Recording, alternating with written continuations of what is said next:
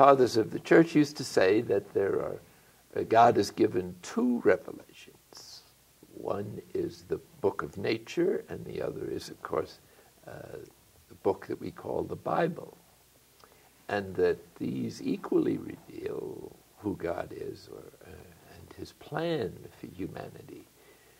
Of course, I'm speaking of science that is genuine and not just an ideology, but verifiable science in which the plan of God, especially in our time, is being revealed by extraordinary discoveries almost every 5 minutes, both in the infinitesimal world of the subatomic of quantum mechanics, or the enormous infinite stretches of the galaxies on their way at top speed to nowhere, so fast that they outdistance the speed of light, and after a few more years we won't be able to see them at all. We won't have any idea of what the first galaxies were like.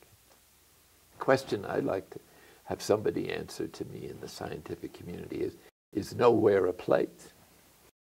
So again, from that perspective, there is space disappears into spaciousness that has no limit. So time and space suggest themselves as being really a particular kind of culture of our brain, or the way it's designed, that sees reality from a rather limited perspective that we call. When we get into the revelation of nature, we don't have to worry about commentary and dogma. That hits us very straight with every morning sunrise and a sunset. The other thing is how dogma, I want to say this about the magisterium in Judaism and in the church.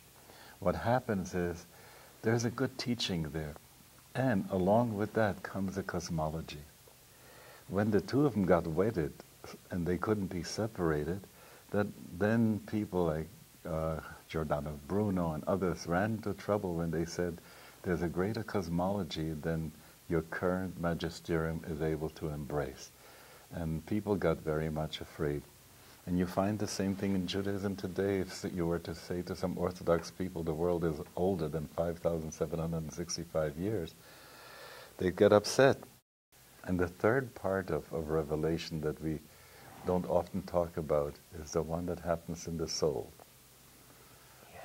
And this is where I find centering prayer and all forms of meditation are so important, because they put you right back to what does your soul really know? Then the question is, how do you explain it to the mind? Yeah, that's always a problem.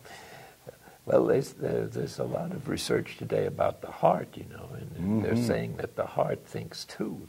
It's not just a pump. It has all kinds of synapses with the brain and influences the brain and the skin. Enormously.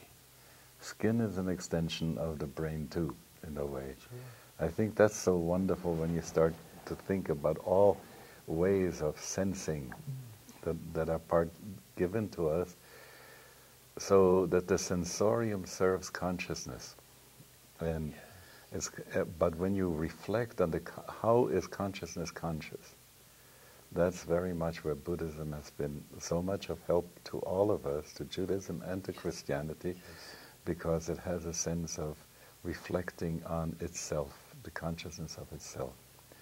And I think this is what puts us in squarely, as it were, in the presence of God, to know how is it that I'm conscious? Well, the great God of nature and of these cosmic discoveries, or the infinitesimal God who runs the subatomic world too with apparently great interest and effectiveness, there's the tenderness of God, the personal character of God that is not perceived in all the world religions, but it is certainly a very significant part of Judaism and Christianity. I don't want to dismiss the other ones either at this point, because when I go in Hinduism, there is so much of that almost divine emotion toward people. But of course, in Judaism, Christianity, it's there. And even in Islam, when they call him Ya Rahim, Ya Rahman, the merciful, the compassionate one. We were talking before about the Songs of Songs. Yes, I was going to